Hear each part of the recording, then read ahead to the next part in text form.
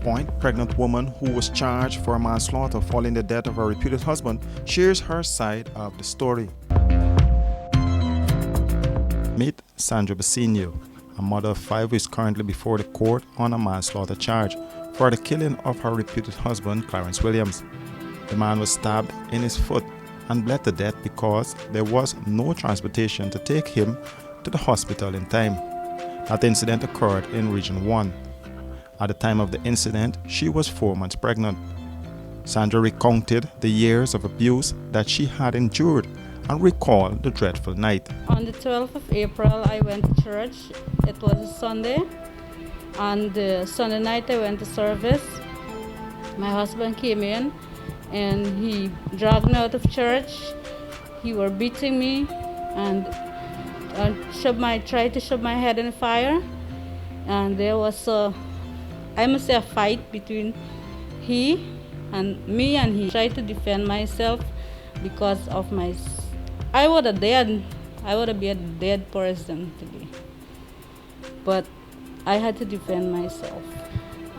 There were no transportation in time. We tried. I make a report to the second to show in our village. He came, but then we could get the boat and so to get him up to the hospital is because he already died. She is currently out on $300,000 bail and recently gave birth to a bouncing baby boy. For her, it's bittersweet feelings. Well, when I give birth to my son, it's like just tears is flowing down my eyes.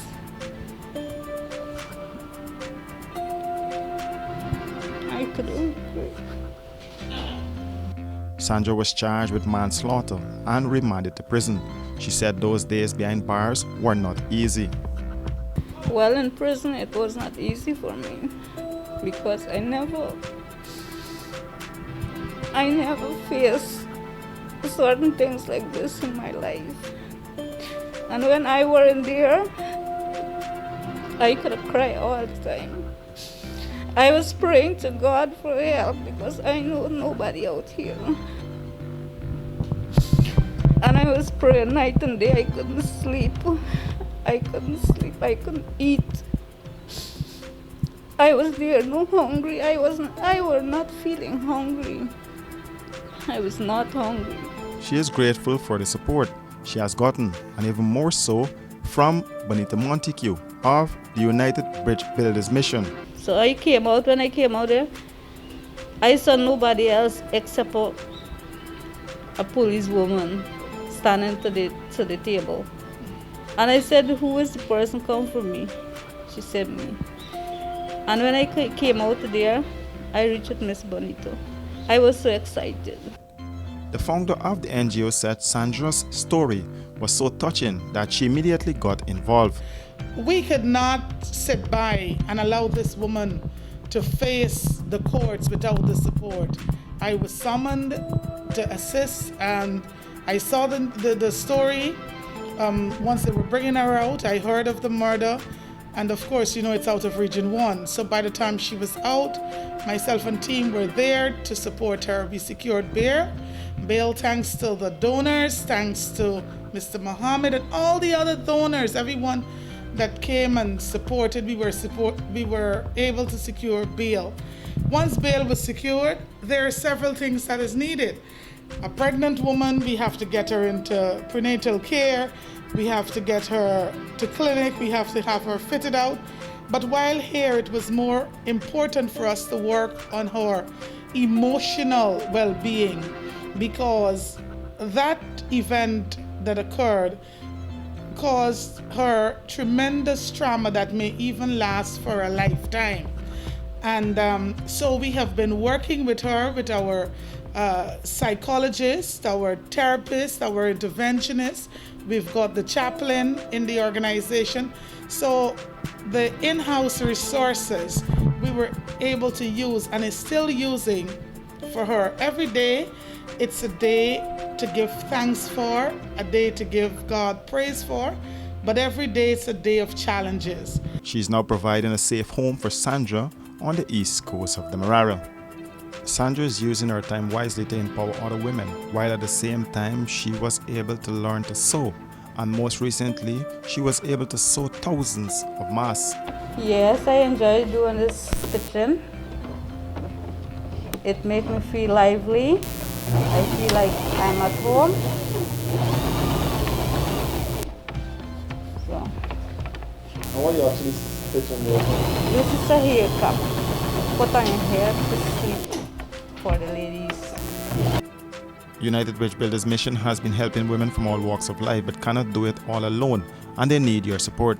Outside of the mask, she has been able to produce hair caps for women. She has been able to produce bags. And so she is actually pedaling to progress because she has explained that that is also therapeutic for her. When she gets on the machine, she feels liberated. And so knowing that she's able to do something for someone else adds that joy to her. So it's a work in progress. I've invited her and included her in most of our presentations so that she can feel the joy of doing good and giving back.